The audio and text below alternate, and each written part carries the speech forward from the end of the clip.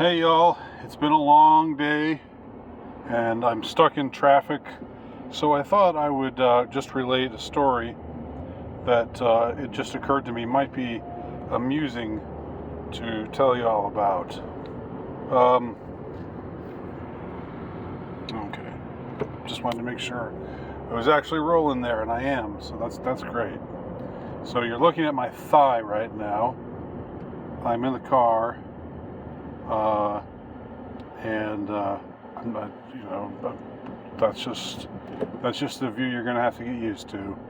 But the point of this video is not the visuals; it's the words. I'm going to recount for y'all a story about something that happened to me. Maybe 25 years ago. Maybe a little bit longer ago than that. Yeah, more like 28 years ago. Holy cow, I'm old.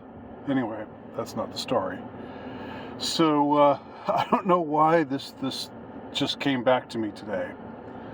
But I remember it was when I was at the University of West Georgia. Well, back then it was West Georgia College, after having gotten my undergraduate degree from Emory, I didn't know what to do next, so I putted around for a couple of years, was in a band, that kind of thing, and then I decided why don't I try to go into get my teaching certificate, become a secondary English teacher. Thought that was a good idea at the time, but it wasn't. But needless to say, that's you often learn these things in retrospect. But that's really kind of immaterial. I'm just setting the table for where I was in life. I was, in my mid-20s. Okay. A strapping young man, and I remember I was attending a basketball game, a college basketball game. It was at West Georgia. West Georgia College was not, it's not like when you think of college basketball, like, high stakes, like what you see on TV. This was like a Division III school or something like that, so it was basically more like the atmosphere of a high school basketball game. It was a smaller school, smaller college. So it was halftime. I was milling around the concession stand, and then I was about to go back in to the auditorium, or to the place where the basketball game was happening. And what should I see but a cheerleader, a West Georgia cheerleader, with drinks in her hand, like she was holding a bunch of drinks, and it was taking up both of her arms.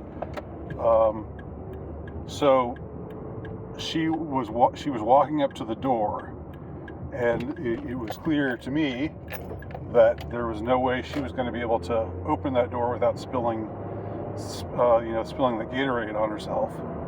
So, being the gallant that I am, or that I was, I sprung up and opened the door for her and allowed her to come in, allowed her to enter, while her arms were full. So what do you think happened? What do you think her response was to that? Well,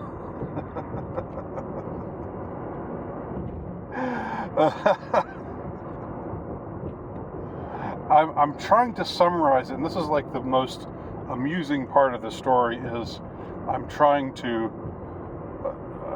summarize, exactly the every contour of her response.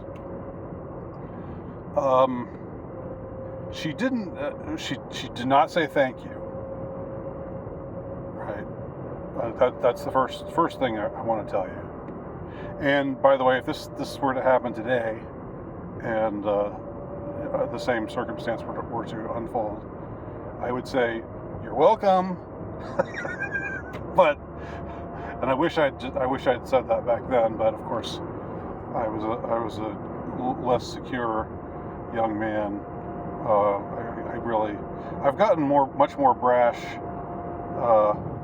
as I've grown older. I was much more timid as a teenager, as a young man. It's sort of the reverse of the way it's supposed to be, I guess, because teenagers are supposed to be like all unself-conscious and rude and able to just say crazy things.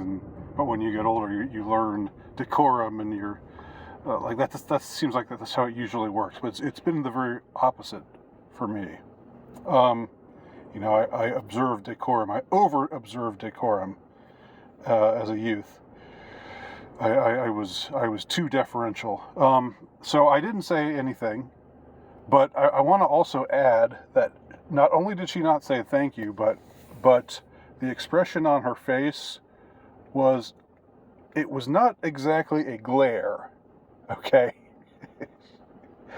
It was not exactly a glare, but she did look kind of annoyed.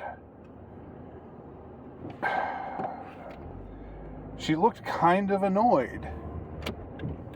And, in retrospect, like, should I have just, I don't know, should I have just let you stand next to the door and walked right past you and slammed the door on you while you're holding all your drinks? Is that what would you have preferred me to do that? Probably not. But she kind of had this sort of annoyed look, and it was like, in retrospect, it's kind of like a look, kid. Even though I was probably older than her, but she was. I'm sure her attitude would be condescending in that way, judging from everything else about this story. She would be, if she was saying something directly, she'd be saying, "Hey, look, kid, don't think this is the opening scene. This is not the meet cute scene of a rom-com, That's not, even though people didn't talk about meet cute scenes and rom-coms weren't that wasn't really a phrase that was used back then. They were just romantic comedies. But anyway, don't think this is a meet cute scene or anything. Don't get that out of your mind right now, okay? All right, now I'm just going to move on with my drinks, and I'm going to ignore you. But for a moment, when she had to register a response, it was like, a guy thinks he's being gallant. He thinks this is an opening for him because I'm a desirable cheerleader, and it's so annoying. That was kind of what was going on in her mind. It wasn't that emphatic, but it was something along those lines. I mean, I don't think she really even thought about it that much. It was just a reaction. It was just how she,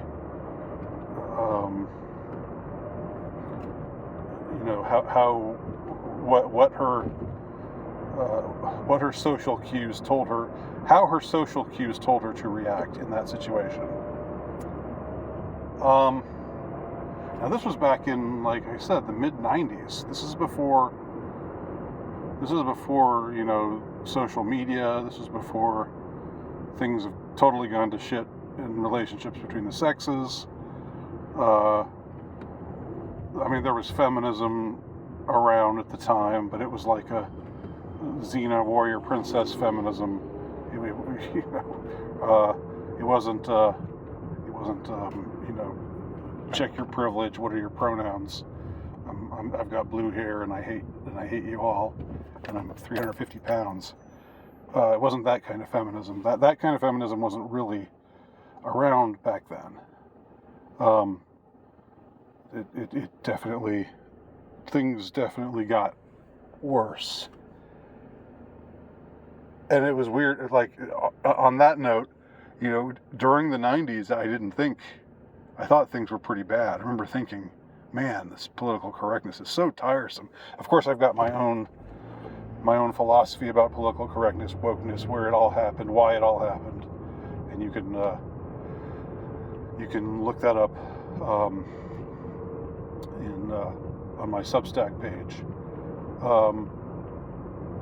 But anyway, I just like that moment just stuck with me, just because it's like, you can't just say thank you, like, and this is just one, to be fair, this is just one girl, one cheerleader. Maybe if another cheerleader had been, had been in that same situation, she would have been nicer. She would have said thank you. Maybe she would have even winked at me flirtatiously or something. But and said, "Hey, haven't seen you around here. What's your sign?"